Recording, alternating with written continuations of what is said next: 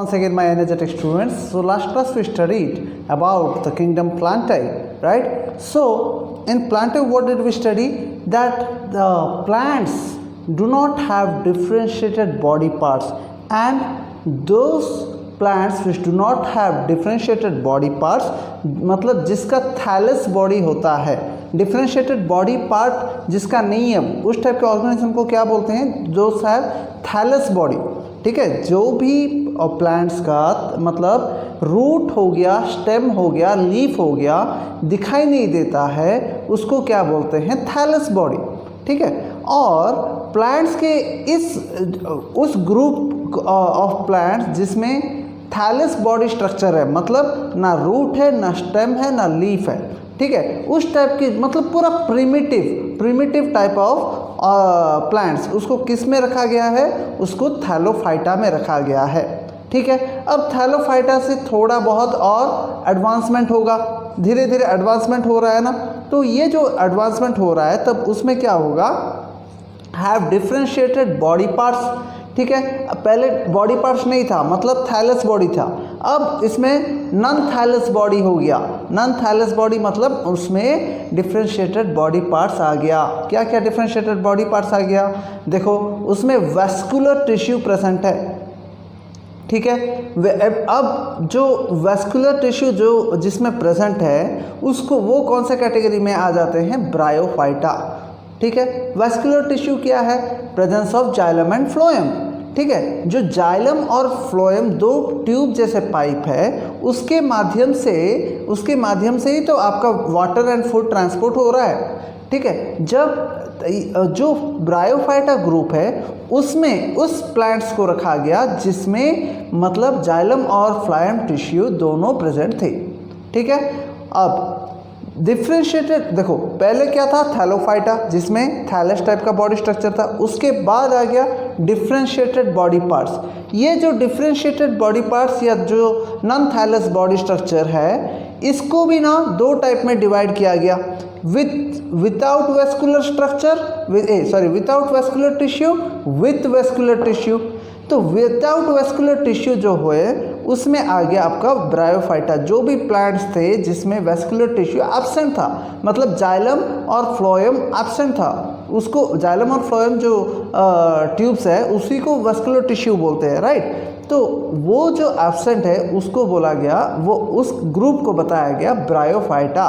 इस ब्रायोफाइटा में कौन से ग्रुप के प्लांट्स आगे बेटा? ब्रायोफाइटा में वो ग्रुप के प्लांट्स आगे जिसका वेस्कुलर टिश्यू एब्सेंट है, ठीक है। अब जिसका वेस्कुलर टिश्यू था वो कहाँ गए? देखो, अब जिसका वेस्कुलर टिश्यू है उसको भी दो पार्ट्स में डिवाइड किया गया।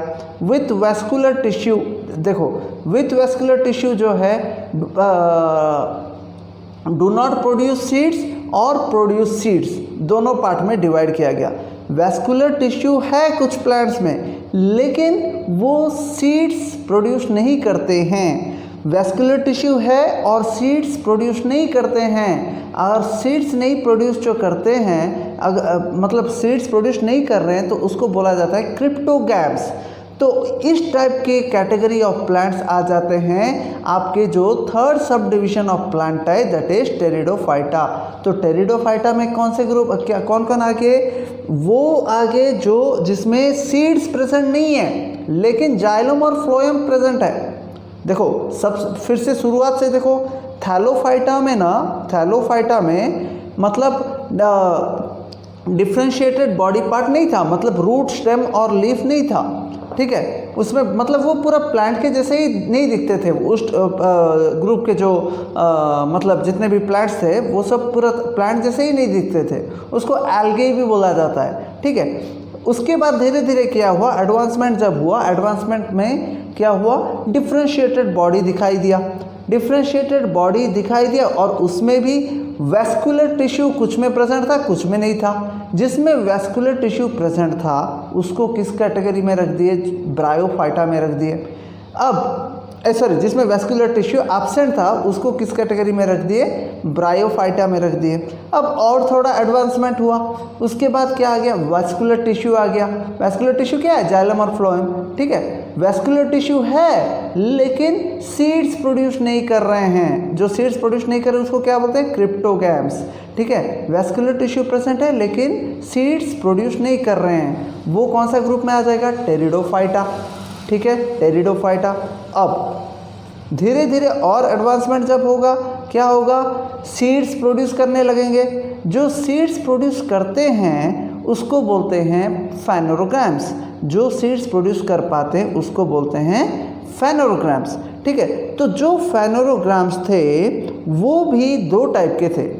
एक जो सीड में कुछ कवरिंग नहीं था, मतलब वो पूरा नेकेड था, ठीक है, नेकेड सीड प्रोड्यूस करते थे। जो नेकेड सीड्स, जो प्लांट्स नेकेड सीड प्रोड्यूस करते थे उसको रखा गया कैटेगरी ऑफ जिम्नोस्पर्म्स। क्यों जिम्नोस्पर्म में रखा गया, जिम्नोस्पर्म में इसलिए रखा गया because gymno means naked and sperms is the seed, naked seed दिखाई देता था इसलिए जिम्नोस्पर्म में रखा गया, ठीक है। उसके बाद क्या आ गया, बियर कवर्ड सीड्स, ठीक है।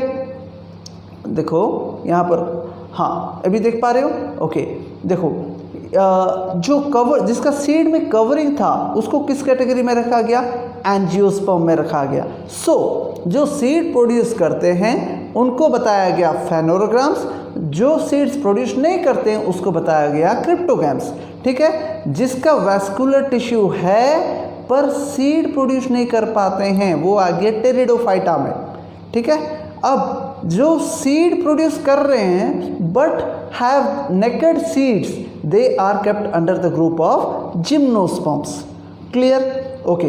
अब सीड में भी कवरिंग जब आ गया और थोड़ा एडवांसमेंट में क्या हो गया, सीड में भी कवरिंग आ गया, ठीक है, मतलब फ्रूट जैसा, ठीक है। तो उसको क्या बताया गया, एंजियोस्पर्म्स, मतलब सीड, जैसे आप मैंगो फ्रूट को देख लो, उसके अंदर सीड है तो कवरिंग है कि नहीं, तो उसको बोलते हैं एंजियोस्पर्म्स, ठीक है। उस ग्रुप में आ गया एंजियोस्पर्म्स। जितने भी सीड कवरिंग वाला जितने भी प्लांट्स थे वो सब प्लांट्स को किस में रख दिए, एंजियोस्पर्म में। अब एंजियोस्पर्म में भी दो टाइप के हैं, वन इज वन कॉटिलेडन और दूसरा है टू कॉटिलेडन, या फिर बोल सकते हैं मोनोकॉट और डाइकॉट। मोनो मतलब वन एंड डाई मतलब टू। जिसका एक कॉटिलेडन है वो हो गया मोनोकॉटिलेडन और जिसका दो है वो हो गया डाइकोटिलेडन। कॉटिलेडन क्या है, आप देखियो, आपका जो चना क्या है, चना का शेप देखियो ना बेटा, उसमें साफ पता चलता है दो टाइप का दिखता है,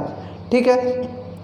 और जो लीफ में आप पहले भी पढ़े हो जूनियर क्लासेस में, पैरेलल वेरिएशन, रेटिकुलेट वेरिएशन के बारे में पढ़े हो, जिसका लीफ में पूरा पैरेलल स्ट्रक्चर दिखाई देता है वो सब है मोनोकोटिलेडन्स, ठीक है। आप अगर सीड को देख के पहचान नहीं पाए, मतलब आप उसका लीफ को भी देख के पहचान सकते हो। जिसका लीफ पैरेलल है वो मोनोकोटिलेडन्स है, और डाइकोटिलेडन्स में लीफ क्या दिखाता है, रेटिकुलेट वेनेशन दिखाता है। मतलब दोनों एक ही लेवल में नहीं जाता है, कुछ इधर से जाता है कुछ उधर से जाता है। रेटिकुलेट वेनेशन देख लेना एक बार, रेटिकुलेट वेनेशन क्या है। Already you all have studied in class 7th, right, parallel venation, reticulate venation, ठीक है। जो पैरेलल वेनेशन है वो क्या है, मोनोकोटिलेडन्स। जो रेटिकुलेट वेनेशन है दे आर डाइकोटिलेडन्स, ठीक है। प्लांटाई किंगडम को कैसे क्लासिफाई किया गया पूरा अच्छी तरह से समझ गए बेटा, okay. So can we move forward, okay. अब किंगडम एनिमेलिया के बारे में पढ़ते हैं, कैसे एनिमेलिया को क्लासिफाई किया गया है, बहुत ही इंटरेस्टिंग है। देखो, animals are divided into 10 groups. Animals को कितने ग्रुप में डिवाइड किए गए, 10 ग्रुप्स। जिसको ये 10 जो ग्रुप्स है ना, इसको फाइलम बोला जाता है बेटा, 10 फाइलम्स भी बोला जाता है, ठीक है। व्हाट आर दे, पोरीफेरा, इसको याद रखना बहुत ही इंपॉर्टेंट है आपको, और सिर्फ याद रखना नहीं, इसको सिस्टमेटिकली ही याद रखना है। जैसे दिया गया है ठीक उसी तरह ही याद रखना है। मतलब आप ये नहीं बोल सकते कि पहले पोरीफेरा बोल दोगे फिर उसके बाद वर्टिब्रे बोल दोगे उसके बाद मोलस्का बोल दोगे, ऐसे नहीं। एक सीरियल वे में, क्योंकि यहाँ पर जो डाइवर्सिटी मतलब जो एडवांसमेंट कैसे starting from the evolution till आज के डेट तक जो एडवांसमेंट हुआ है वो उसके आधार पर इसको अरेंज किया गया है। ये पूरे फाइलम्स को उसके आधार पर अरेंज किया गया है। क्लियर? तो देखो आप मतलब क्लासिफिकेशन ऑफ एनिमल्स में आप देख सकते हो there are how many phylums, there are मतलब टोटल देखो स्टार्टिंग फ्रॉम पोरीफेरा, पहला क्या है Porifera, second is your Coelenterata, कुछ लोग कोलेंट्रेटा भी बोलते हैं, ठीक है, पोरीफेरा, सिलेंट्रेटा, प्लैटीहेलमिन्थिस, ठीक है, Nematoda, Annelida, Arthropoda, Mollusca, Echinodermata, Protochordata and vertebrae. क्या क्या है फिर से बता रहा हूँ और एक बार, पोरीफेरा, सिलेंट्रेटा या फिर Coelenterata, Platyhelminthes, Nematoda, Annelida, Arthropoda, Mollusca, Echinodermata, Protochordata and vertebrate.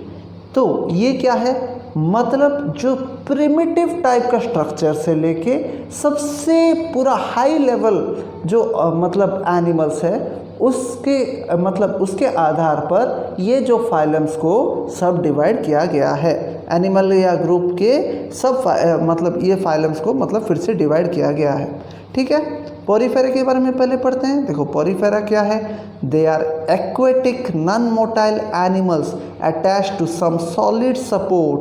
Aquatic non motile animals, aquatic मतलब क्या है, वो सब कहाँ पर रहते हैं, पोरीफेरा ग्रुप में वो ऑर्गेनिजम्स मतलब वो एनिमल्स को रखा गया है जो कि मोटाइल नहीं है, एक जगह से दूसरे जगह मूव नहीं कर पाएंगे।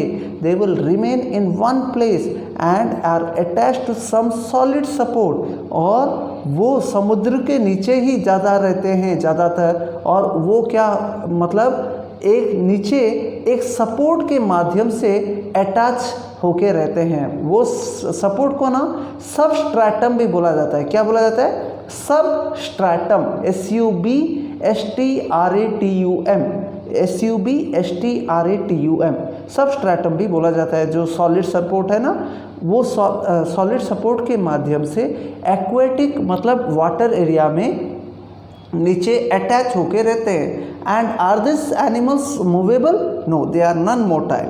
Clear? They have pores, Porifera